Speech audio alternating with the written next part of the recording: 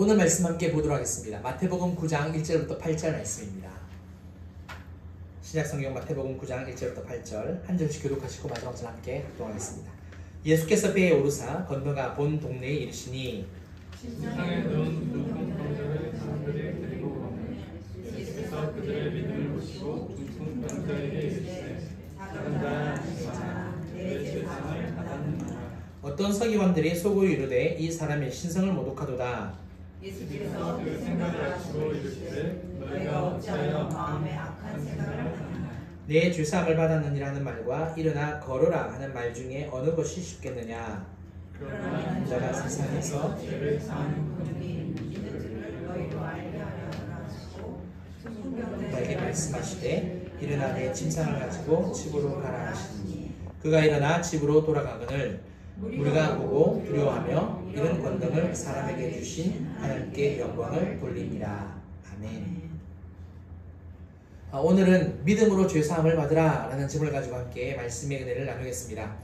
최근에 7월달이죠. 38년 된 병자 그 이야기를 했습니다. 그 본문을 통해서 죄는 눕히고 은혜는 일으킨다, 이 제목을 가지고 설교를 했습니다. 아마 기억이 나실 거예요. 설교 제목 그대로입니다. 죄는 우리를 꼼짝달싹 못하게 만든다. 그렇죠? 아무것도 하지 못하게 눕힌다라면 하나님의 은혜는 어떻게 한다는 이야기입니까? 우리가 다시 달려갈 수 있도록, 일어서며 달려갈 수 있도록 우리를 오히려 일으켜 주신다. 이제 그게 핵심 메시지였어요. 오늘 본문도 약간 비슷합니다. 내용이 비슷한데 차이가 있습니다. 약간의 차이가 있어요. 그게 뭐냐? 요한복음 5장에 등장하는 이 38년 된 병자 이야기는 예수님이 직접 찾아가셨습니다. 직접 찾아가셨고요. 오늘 이 마태복음에 등장하는 중풍병자의 경우에는 믿음으로 예수님을 찾아옵니다. 그게 조금 다릅니다. 그래서 38년 된 병자의 이야기는 죄의 결과와 하나님의 은혜를 강조했다면, 오늘 이 중풍병자의 이야기는 뭐냐면 죄의 결과도 동일하게 나오고 하나님의 은혜도 나오는데 그 사이에 한 가지가 더 있다라는 이야기입니다. 바로 믿음입니다. 믿음을 통해서 죄의 사함을 받는다. 마태복음 9장은 죄사함에 관련된 이야기를 합니다. 예수님께서 죄를 사시는 권세가 있다라는 것을 이 중풍병자 이야기를 통해서 시작을 하고 있고, 그 다음에 우리가 지난주에 살펴봤던 마태가 첫 번째 세리와 죄인들에 대해서 구원하시는 분이시다라는 말씀이 이렇게 연결이 됩니다. 우리는 이제 강의로 연결을 하지 않기 때문에 현재는 인물로 주제 설교를 하고 있기 때문에 순서는 이렇게 뒤바뀌긴 했지만, 아무튼 믿음이 죄를 산다 라는 그 메시지가 마태복음 9장에 기록되어 있고, 오늘 이 중풍병자 사건도 그게 사실 핵심입니다. 우리는 삶을 살아가면서 몸은 여전히 분주한 가운데 있죠. 하지만 죄로 인하여서 우리의 영혼이 힘을 얻지 못하는 경우가 참 많이 있다는 겁니다. 그래서 죄가 우리를 눕힌다, 우리가 누워있다, 이런 개념을 많이 사용을 하죠. 하지만 오늘 이 믿음이라는 말씀을 통해서, 이 믿음이라는 부분을 통해서 죄사함을 받을 수 있구나, 그래서 내가 다시 일어설 수 있구나, 이것을 기억하시고 믿음과 죄사함에 대해서 좀 더 깊이 살펴보는 시간이 되었으면 좋겠습니다. 예수님이 가버나움의 어느 한 마을, 어느 한 집에 가셨어요. 여기에서 이제 말씀을 증거하시는데 마태, 마가, 누가 복음에 다 기록이 되어 있습니다. 근데 조금씩 다른데 배경을 좀 더 풍성하게 볼 수 있습니다. 집안에 누가 있었냐면 갈릴리의 각 마을에서 찾아온 사람들이 있었어요. 또 예루살렘에서 온 바리새인들과 율법 교사들 뿐만 아니라 많은 사람들이 이 집 안으로, 집 밖으로 굉장히 많이 둘러싸고 있다라는 배경이 나와 있습니다. 사람들이 중풍병자를 침상에 메어옵니다. 누가복음을 보면 메어온다라고 되어 있는데, 그래서 예수님께 나가려고 하는데 사람들이 너무 많으니까 비켜주질 않는 거죠. 앞으로 나가려고 하니까. 그래서 어떤 방법을 쓰느냐, 우리가 잘 알고 있는 대로 지붕으로 올라가요. 이때 당시 이제 집들이 이렇게 얇은 지붕을 많이 해놨습니다. 계단을 옆으로 두고. 그래서 그 계단 올라가서 지붕 위로 올라가죠. 그래서 이렇게 침상으로 그 병자를 내려서 예수님 앞에 딱 놓여지게 합니다. 자, 이 중풍병자는 스스로 예수님 앞에 나아갈 수 없는 사람입니다. 중풍, 우리말로 병명이 뭐죠? 중풍이 우리말로 뭐예요? 병명이 뭐예요? 중풍도 우리말이지만 지금 현대의학으로 병명이 뭐죠? 네, 뇌졸중입니다. 뇌경색으로 인한 뇌졸중입니다. 뇌졸중을 제가 한번 찾아봤어요. 어떤 증상이 있느냐, 어떤 후유증이 있느냐, 언어장애, 그 다음에 이제 가장 많이 오는 게 사지마비, 그 외에도 막 이제 어지럼증, 청각장애, 뭐 여러 가지가 있더라고요. 있는데, 아무튼 사지마비가 가장 이제 흔한 어떤 그런 부분이더라고요. 본문에 나오는 중풍병자는 몸이 마비된 것 같습니다. 사지가 마비가 된 건지, 어디 부분이 많이 마비가 된 건지 모르겠지만, 아무튼 몸이 마비되었으니까 사람들이 메어오거나 이렇게 침대로 들었겠죠. 그죠? 그런데 중요한 것은 성경에서 말하는 건 뭐냐? 단지 육체만 마비되었다라는 게 아니에요. 정신도 생각도 삶도 마비되었다라는 것을 상징적으로 보여줍니다. 중풍병자가 이렇게 모든 것이 마비되었다. 그 이유가 뭐냐? 이유에 나오는데 뭐가 원인입니까? 죄가 원인이다 라고 우리가 알 수 있습니다. 그런데 이 중풍병자는요, 고침을 받습니다. 한번 생각을 해볼까요? 현대의학으로 뇌졸중이 완벽하게 고쳐집니까? 저도 굉장히 많은 신방을 다녀봤는데 뇌졸중 환자가 완벽하게 고침을 받았다? 그런 케이스는 흔치 않은 걸로 기억을 하고 있습니다. 그런데 오늘 본문에 보면 완벽하게 고침을 받아요. 어떻게 된 일일까? 마태복음 9장 2절 상반절입니다. 침상에 누운 중풍병자를 사람들이 데리고 오거늘 예수께서 그들의 믿음을 보시고, 예수님은 그들의 믿음을 보셨어요. 환자나 중풍병자를 데리고 온 그들의 능력을 보신 게 아니라 어떤 그들의 가지고 있는 그런 것들을 보신 게 아니라 뭘 보셨다? 믿음을 보셨다라고 성경이 이야기하고 있습니다. 그런데 여기서 한 가지 궁금한 점이 있습니다. 여기서 말하는 그들의 믿음은요, 중풍병자를 침상으로 내린 사람들의 믿음일까요? 아니면 중풍병자의 믿음도 포함되어 있을까요? 여러분들은 어떻게 생각하십니까? 여기서 그들의 믿음입니다. 그 다음에 이 중풍병자는 뇌졸중입니다. 굉장히 심각한 병이죠. 뭘까요? 우리는 일반적으로 중풍병자를 침상으로 내린 사람들의 믿음으로 생각합니다. 많은 목사님들도 이제 그렇게 설교할 때도 많았고요. 왜냐하면 중풍이라는 이 뇌졸중이 원체 심한 질병이다 보니까 아무것도 할 수 없는 사람이다라고 우리가 생각한다는 거죠. 그러니까 사람들이 보통 생각할 때 그냥 평범한 수준을 생각하기보다 극단적인 부분을 좀 많이 생각하고 또 그쪽으로 강조를 많이 하죠. 설교자들도 그렇고 우리들도 또 그렇고. 하지만 마태, 마가, 누가 복음을 보게 되면요, 이 사람의 상태가 명확하게 밝혀져 있지는 않습니다.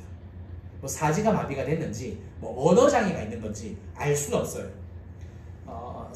그래서 제가 한번 찾아봤어요. 뭐 제가 의사는 아니니까 인터넷을 통해서 사지마비가 있으면 말도 못할까 찾아보니까 꼭 그렇지는 않다라고 나오더라고요. 사지마비, 즉 척수로 인하여서 척추 이쪽으로 인하여서 사지마비가 오게 되면 여기는 그 신경이 다르기 때문에 말을 할 수 있다는 거예요. 그러니까 사람마다 다 다를 수 있다는 거죠. 또 한 가지 생각해 볼 게 있어요. 예수님이 중풍병자를 향해서 죄사함을 받았다라고 말씀을 하세요. 이 이후의 말씀을 보시면 우리가 잘 아는 대로 죄사함은 개인의 회개와 믿음에 근거합니다. 개인이 회개를 해야, 믿음을 가지고 있어야 죄사함을 받는 거예요. 타인의 믿음이 절대 아닙니다. 그러니까 만약에 이 그들의 믿음을 다른 사람의 이 침상이니까 뭐 4명이라고 해보겠습니다. 2명이 될 수도 있고 4명이 될 수도 있겠지만 아무튼 이들의 믿음이다라고만 이야기를 했을 경우에는 어떤 일이 벌어지느냐? 카톨릭과 같아집니다. 카톨릭은 뭘 주장합니까? 천주교는 사람이 천국을 가지 못하고 연옥에 가 있을 때 다른 사람의 믿음이나 다른 사람의 덕으로 천국을 갈 수 있다, 보낼 수 있다라고 주장을 하죠. 그게 그들의 교리입니다. 근데 우리 기독교는 어떤 교리인지 아시죠? 다른 사람이 아니에요. 자신이에요. 자기의 믿음으로 죄사함을 받고 구원을 받는다라고 성경이 이야기를 하고 있습니다. 따라서 본문에 나오는 그들의 믿음은 그러면 어떻게 해석을 해야 되느냐?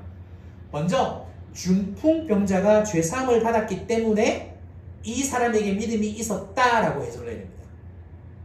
이 사람에게 믿음이 있었다. 뇌졸중으로 사지마비는 있었긴 했지만 믿음이 있었다라고 말할 수 있는 거고요. 그러면 그들의 믿음, 데리고 그 사람들의 믿음은 뭐냐? 이 사람들의 믿음은 환자를 예수님 앞에 이르게 한 중보적인 믿음입니다. 좀 더 쉽게 말해서 사람들의 믿음은, 다른 사람들의 믿음은 죄사함의 믿음이 아니라 죄사함을 받을 수 있도록 이끌어주는, 중풍병자를 이끄는 통로로서의 믿음이라는 거예요. 통로로서의 믿음. 그러니까 한번 생각을 해보세요. 이 사람이 지금 예수님 앞에 왔는데 이 중풍병자가 정말 가기 싫다 정말 완강하게 거부를 했으면 사람들이 데리고 왔을까요? 그건 아닐 거예요. 그러니까 억지로 데려온 게 아니란 이야기입니다. 분명히 본인의 믿음이 있어서, 내가 가버나움이니까 작잖아요, 동네가. 그러니까 소문을 다 듣는단 말입니다. 그러면 예수님에 대한 소식을 들었을 거고, 이 중풍병자에게도 마음의 생각에 믿음이 생겼던 거죠. 나도 고침을 받고 싶다고, 나도 예수님을 만나보고 싶다고 그 말을 했던 것이고, 그 말을 들었던 주위 사람들이나 가족이나 또 다른 친구들이 데리고 간 거죠. 그래서 이렇게 구분이 됩니다. 중풍병자에게는 죄사함을 받는 믿음이 있었고, 이 친구들, 이 다른 사람들은 이끌어주는 통로의 믿음, 중보의 믿음, 이 믿음이 있었다는 거죠. 여기서 우리는 이제 믿음에 대해서 두 가지를 이제 생각을 해봅니다. 첫 번째, 써봤어요. 내 죄도 용서받을 수 있다는 믿음. 우리에게 가장 먼저 필요한 믿음이 뭐냐? 내 죄도 용서받을 수 있다는 믿음입니다. 이게 사실 구원과 직결되고 또 우리가 죽을 때까지 가져야 하는 믿음입니다. 늘 말씀드리지만 우리는 하나님의 백성이 될 자격도 없고요, 구원받을 만한 자격 하나도 없습니다. 단지 예수님이 내 죄를 대신해서 속량해 주신 것을 믿을 뿐이에요. 근데 우리가 에베소서를 통해서 살펴봤잖아요. 이 믿음도 그 은혜 가운데 우리에게 주신 거다라고. 그래서 믿을 뿐이다. 따라서 사랑하는 성도 여러분, 반드시 이 믿음을 가지는 저와 여러분 되었으면 좋겠습니다. 내 죄도 용서받는다. 아멘. 아멘. 두 번째입니다. 우리에게 또 필요한 믿음이 뭐냐? 중보적인 믿음입니다. 통로로서의 믿음이에요. 우리 주변에도 영적 중풍병자들이 꽤 많이 있습니다. 그들 스스로 말씀을 읽을 수도 없고 볼 수도 없고 기도할 힘도 없는 사람들이 참 많죠. 어쩌면 예배에 나올 여력조차 없는 그런 사람들도 분명히 있다는 거죠. 우리 뭐 어르신들도 계시고 그렇잖아요. 우리 아이들도 있고.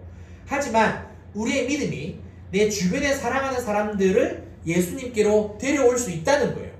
내가 기도하고 내가 그들에게 전도하고 내가 그들에게 주의 복음을 전하면서 늘 말로 또 다정다감하게, 때로는 자녀들에게는 화도 내기는 하지만 그래도 그렇게 우리가 통로로서 그 믿음을 발휘할 수 있다는 겁니다.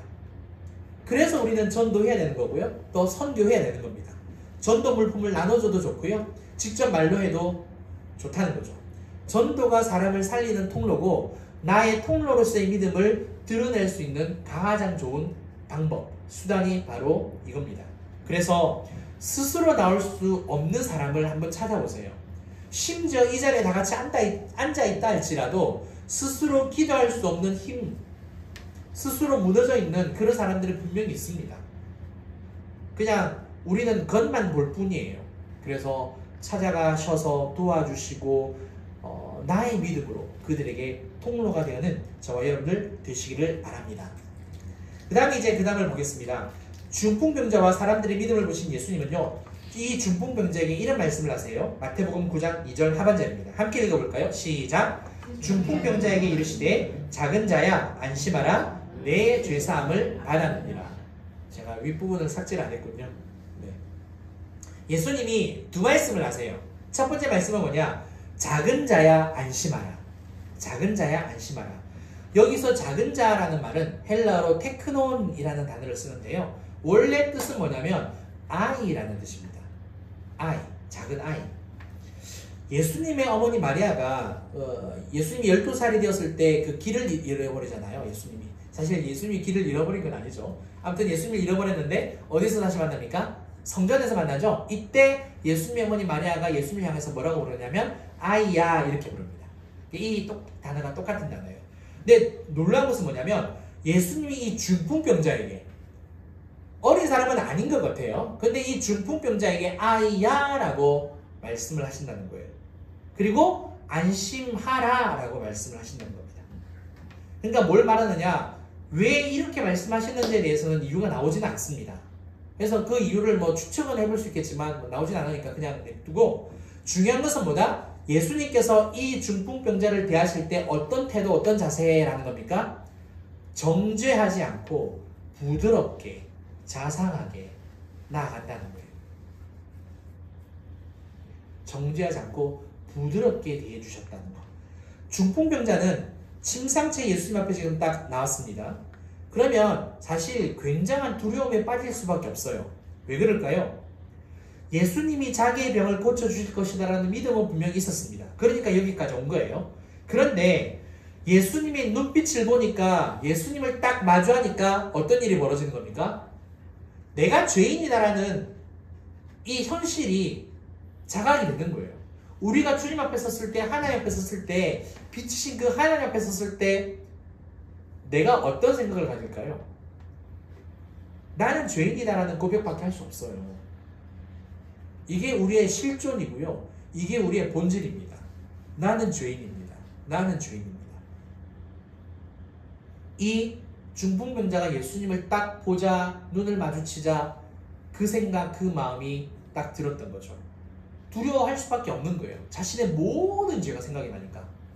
뿐만 아닙니다. 지금 이 자리에 누가 있습니까? 바리새인들, 율법사들, 사람들이 엄청 많이 앉아 있습니다. 부정한 사람이에요. 이때 당시에는. 그러니까 부정한 사람이 지금 이들과 딱 함께 있으니까 두려워할 수밖에 없는 거죠. 근데 여기서 중요한 건 뭐다? 예수님이 뭐라고 말씀하신다는 겁니까? 안심하라고. 두려워하지 말고 안심하라고. 용기를 내라고. 힘을 내라고. 아까 제가 그런 말씀 드렸잖아요. 사모님이 저와 우리 사모를 보면서 잘 살아줘서 고맙다. 잘 살아줘서 고맙다. 사실 우리가 뭘 잘 살았겠습니까? 제가 생각해도 잘 산 건 개뿔. 이런데 내가 뭘 잘 살았을까? 그런데 늘 주님의 마음으로 그렇게 말씀을 해주시는 거예요. 잘 살아줘서 고맙다고. 잘 살아줘서 고맙다고. 우리도 이 부분이 필요한 것 같아요. 두 번째 말씀은 뭐냐? 내 죄사함을 받았느니라. 내 죄사함을. 놀라운 사실은요, 병이 다 나았다 이런 말씀을 안 하세요. 내 죄사함을 받았다. 이게 무슨 말이냐? 내가 너의 죄를 용서했다 이 말이거든요. 내가 네 죄를 용서했다. 이것은 병 고침이 우선이 아니라 죄사함이 본질이라는 말씀이고요.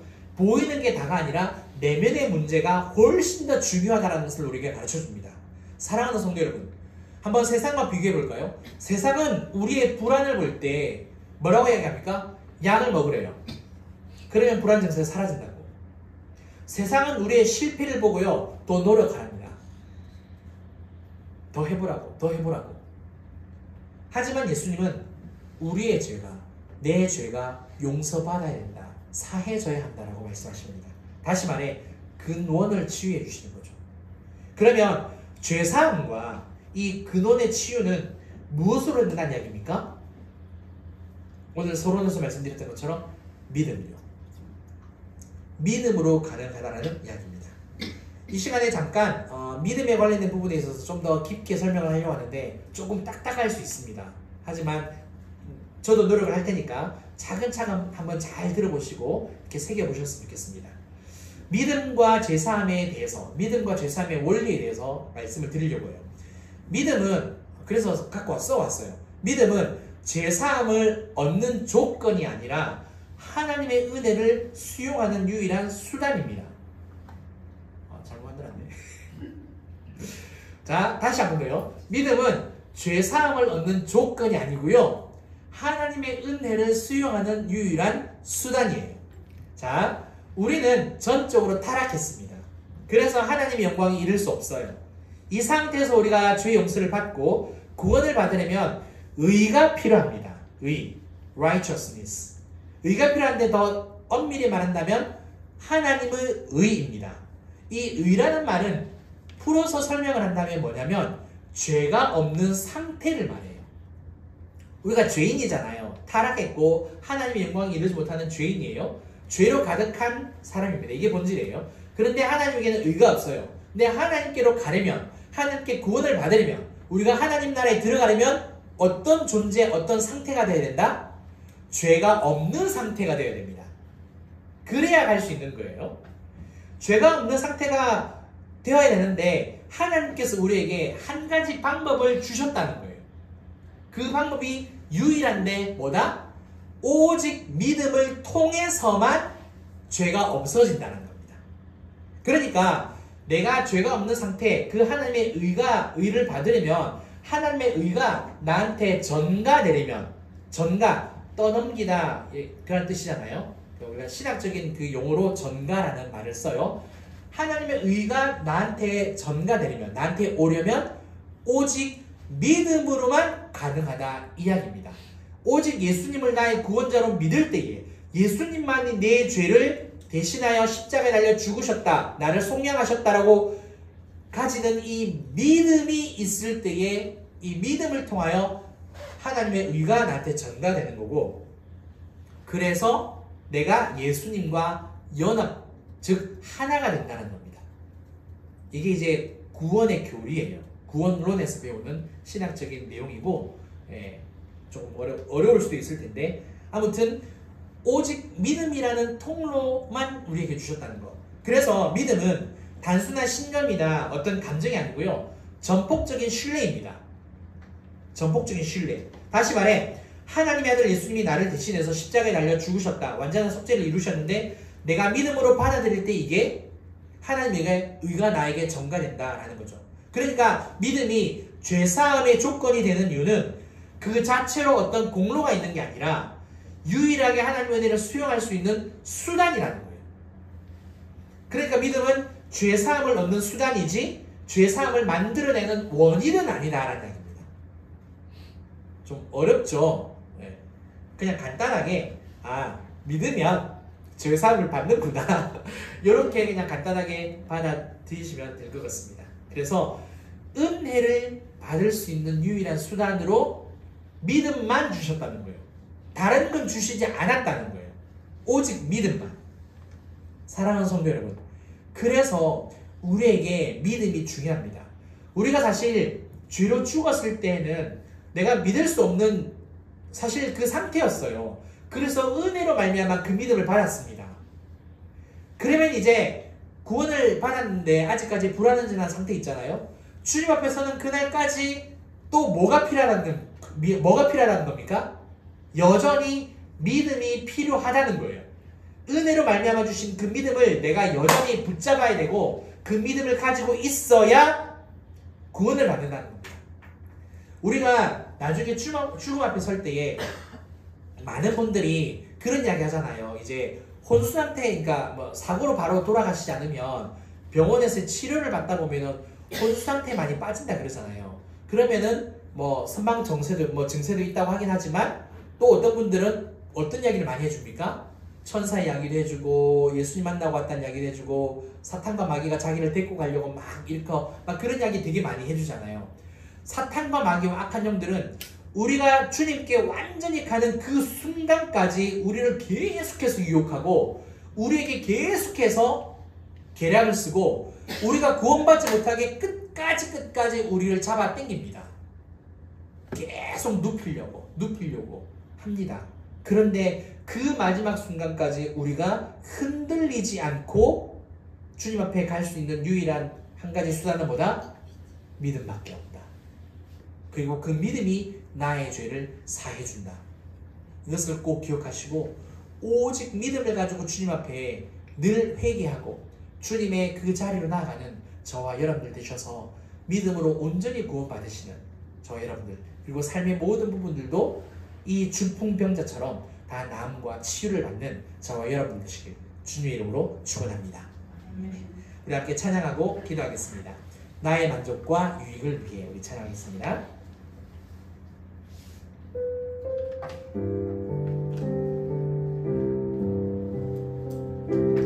나의 만족과 유익을 위해 가지려 했던 세상 일들 이제 모두가 해로 여기고 주님을 위해 다 버리네.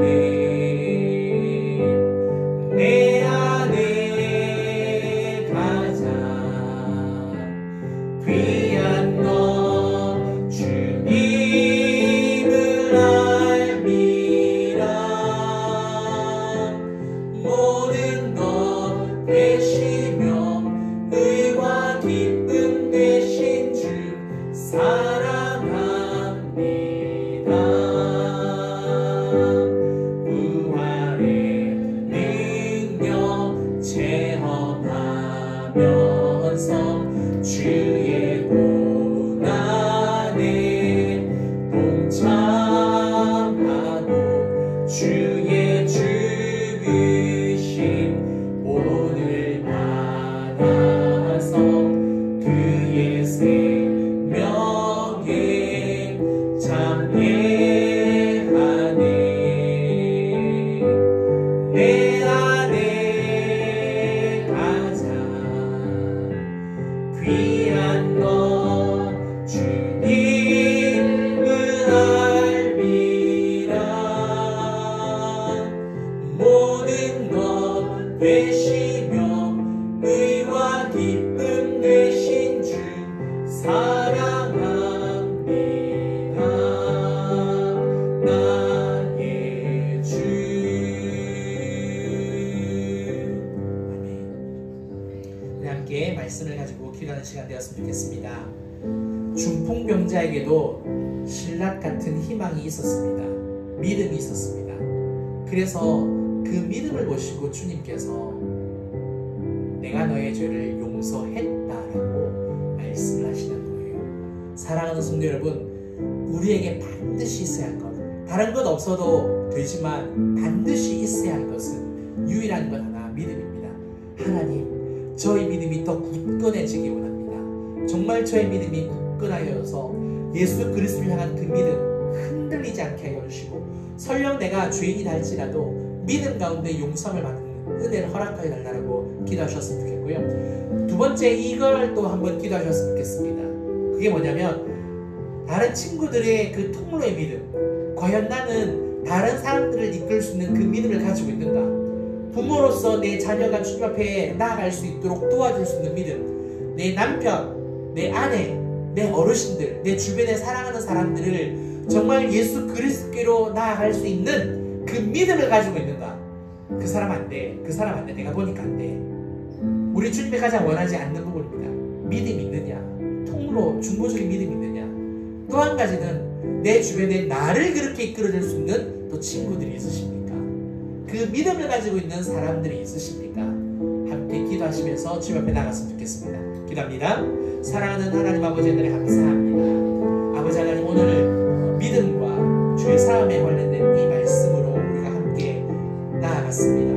하나님, 죄사함의 원리는 그 무엇도 아닌 오직 예수 그리스도를 향한 믿음이다라고, 그리고 우리가 삶을 살아가면서 끝까지 붙잡아야 되는 것, 가지고 있어야 되는 것, 굳건해야 져야 되는 것은 믿음이라고 하나님 말씀을 통해서 우리가 배웠습니다.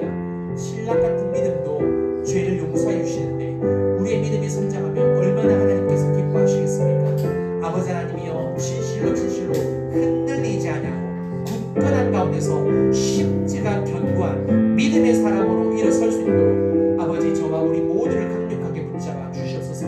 아버지, 또 기도합니다. 우리에게 친구들과 같은, 그 사람들과 같은 중보적인 믿음, 또 통로로서의 믿음이 있기를 간절히 소원합니다. 우리가 다른 사람들을 볼 때마다 그 사람들이 살아온 삶을 알고 성격을 알고 성품을 알다 보니 하나님, 우리가 지레 겁먹고 내가 먼저 판정해버려서 안 된다라고 노력하지 않고 아버지 믿음을 발휘하지 않는 우리의 부족하고 연약한 삶이 있음을 봅니다. 주님 용서하여 주시고 우리도 이제는 중보의 믿음을 가지고 힘차게 나아갈 수 있도록, 그래서 더 많은 영혼들 주께로 이끌 수 있도록 주님 도와주시옵소서. 주님 감사합니다.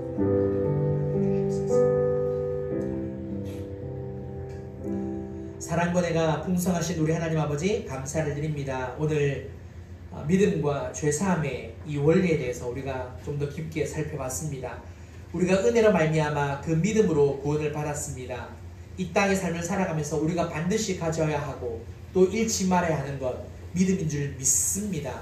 우리가 죄인 가운데서 아버지 삶을 살아가지만 하나님, 이 믿음으로 죄 용서를 구하고 또 구원에 이를 수 있도록 우리를 강력하게 붙잡아 주시옵소서. 하나님, 또 한 가지 기도합니다. 우리 안에 중보적인 믿음, 또 통로로서의 믿음이 반드시 있어야 할 줄 믿습니다. 사랑하는 남편과 아내를, 사랑하는 우리 자녀들을, 사랑하는 우리 부모님을 주께로 인도할 수 있는, 또 주변에 사랑하는 사람들을 전도하며 주께로 이끌 수 있는 그 믿음이 우리 안에 있어야 할 줄 믿사오니 하나님, 믿음의 그릇을 키워주시고 안 된다 단정 짓는 그런 믿음 없는 사람 아니요. 하나님이 기뻐하시는 믿음의 굳건한 거물되어서 하나님께 영광 올려드리고 쓰임받을 수 있도록 우리를 붙들어 주시옵소서. 이 모든 것을 감사드리며 지금은 우리 주 예수 그리스도의 은혜와 크신 하나님의 사랑과 성령님의 감화감동 교통 충만하심이 믿음 가운데 살기로 결단하는 사랑하는 우리 모든 성도님들과 또 각 가정과 또 일터와 우리 진주빛 교회와 이 나라의 이 민족 위에 이제로부터 영원토록 함께 있을지어다. 아멘.